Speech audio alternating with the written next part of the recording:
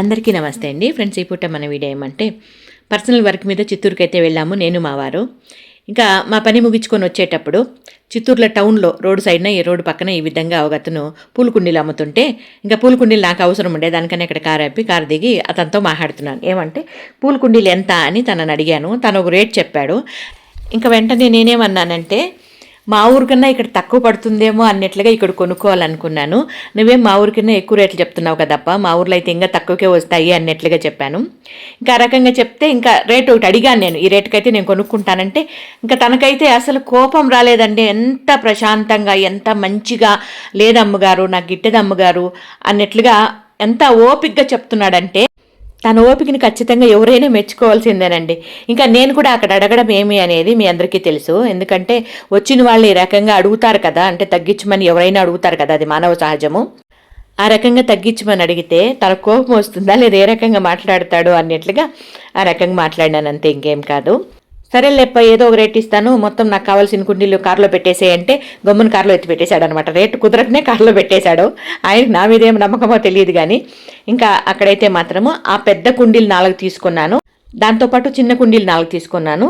ఆ మొత్తానికి 1200 ఇచ్చాను. తను ఖుషి అయిపోయాడు. ఆ డబ్బు తన చేతికి ఇచ్చినప్పుడు ఆ డబ్బుని కళ్ళు కద్దుకున్నాడు అనమాట. నాకైతే ప్రశాంతంగా అనిపించింది మనసుకి. ఇంకా దాంతోపాటుగా ఇక్కడ నా ఎదురుగా ఉన్నాయి చూడండి, చిన్న చిన్న ఎదురు స్టూళ్ళు ఉన్నాయి కదా, అవి కూడా కొనుక్కోవాలని అవి కూడా అడిగాను. వాటికైతే 2 జత 1000 రూపాయల లెక్కన అవి తీసుకున్నాను అనమాట.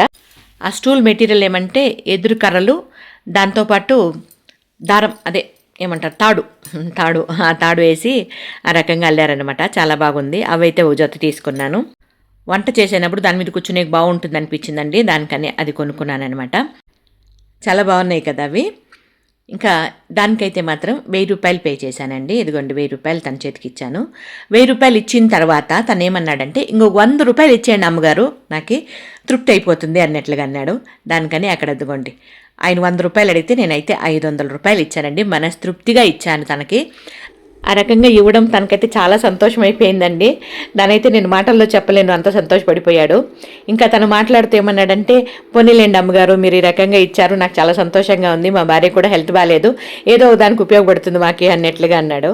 ఇంకా తనని అక్కడ భుజం మీద తట్టి ఏం చెప్పానంటే నీకు చాలా ఓపిక ఉందప్ప, వ్యాపారం చాలా బాగా చేస్తావు అన్నట్లుగా చెప్పానండి. నాలాంటి వాళ్ళు ఇంకా చాలామంది వస్తారులే, నీకు వ్యాపారం బాగా జరుగుతుంది అన్నట్లుగా చెప్పేసి ఇంకా అక్కడి నుండి బయలుదేరేసాం. ఇది ఈ పూట మన చిన్ని వీడియో మీద మీ అభిప్రాయం తెలియజేస్తూ వీడియో నచ్చితే లైక్ చేయండి అబ్బా.